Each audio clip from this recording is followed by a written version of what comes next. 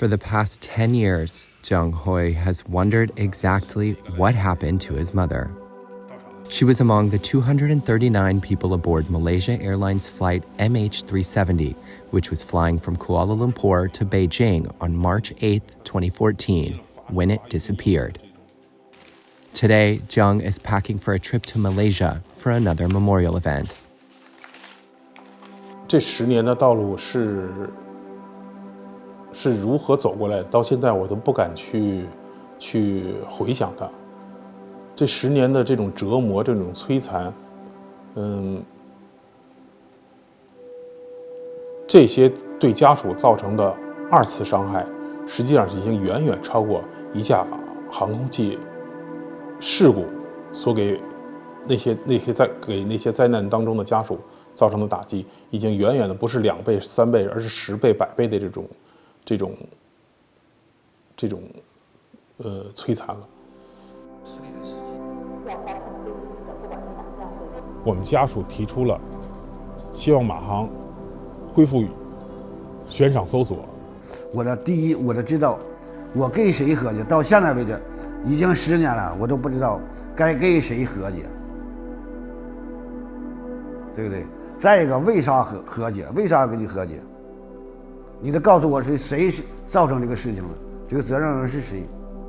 Investigations have gone cold, and not much more is known about the disappearance of the Boeing 777.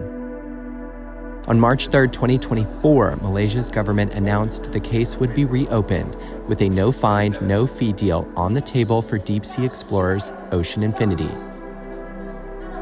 No reluctance. As I've mentioned numerous times, as far as Malaysian government is concerned, we are committed to that search, and the search must go on.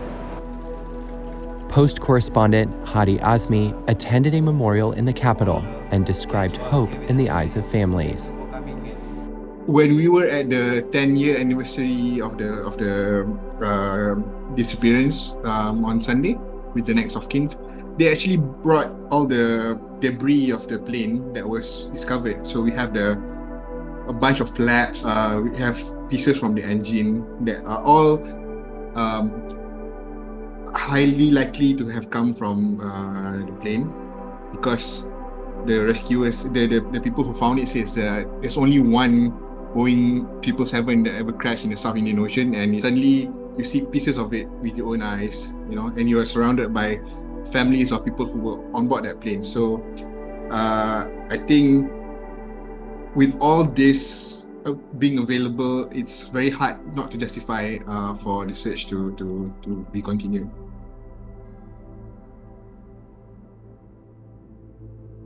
This is what investigators have determined to date. On March 8, 2014, flight MH370 vanished from radar screens less than an hour after takeoff. But that's where the consensus ends. Some believe the plane may have crashed immediately. Others say it rerouted over the Indian Ocean and headed south.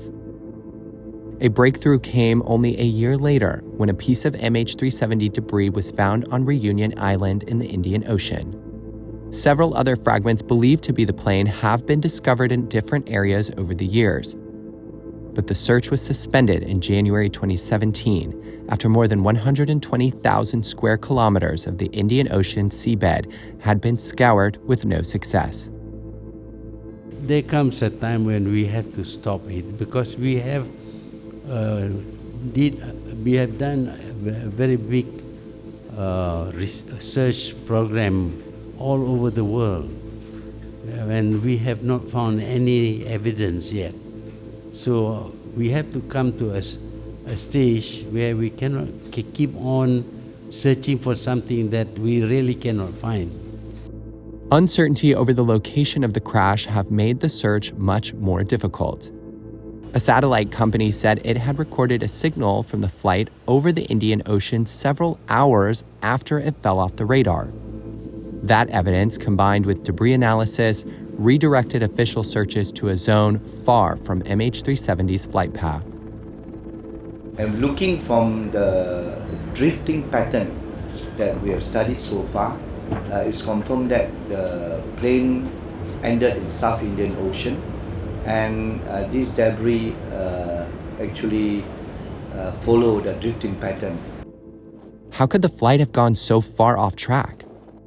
We have carried out simulator sessions to determine how the aircraft turned back, and we can confirm that the turn back was made not under an autopilot, but it was made under a manual control.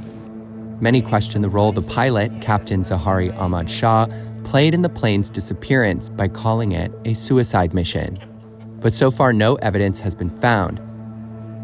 Journalist Florence Duchangy spent years interviewing Shah's friends, family, and colleagues who defended his character. He was basically one of the best of Malaysia Airlines, and people who flew with him had great respect of him.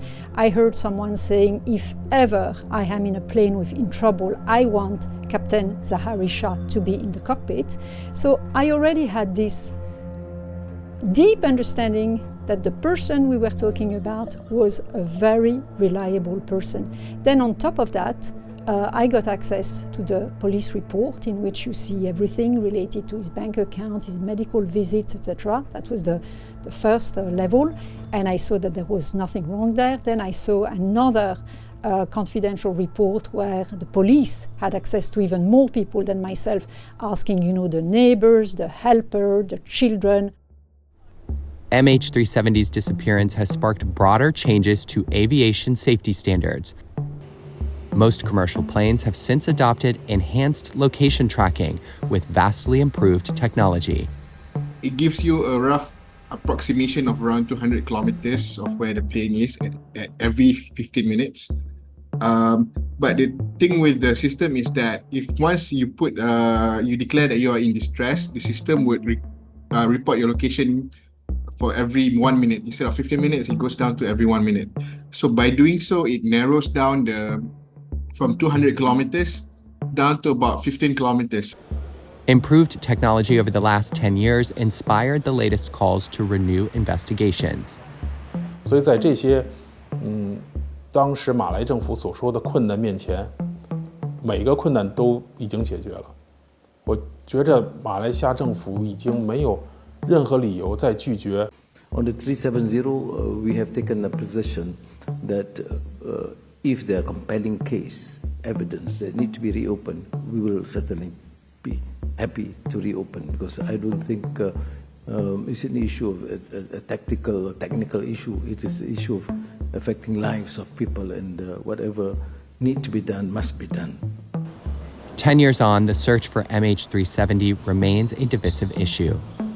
Some support its resumption, while others are against it. Those seeking answers often share the same sentiment.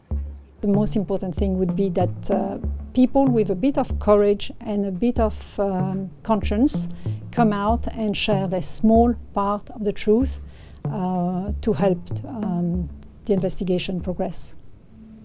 Those with missing loved ones say finding the missing plane will help them finally get closure. 说实在，这几年我最切身的感受就是，我就像一个鬼一样，在这活着，苟且的活着。为啥？见到我的同学，见到我的亲戚，还装出笑容去面对他们。到晚上呢，就得变成还原回来我上一个人。尤其到夜深人静的时候，只能去偷偷的哭去。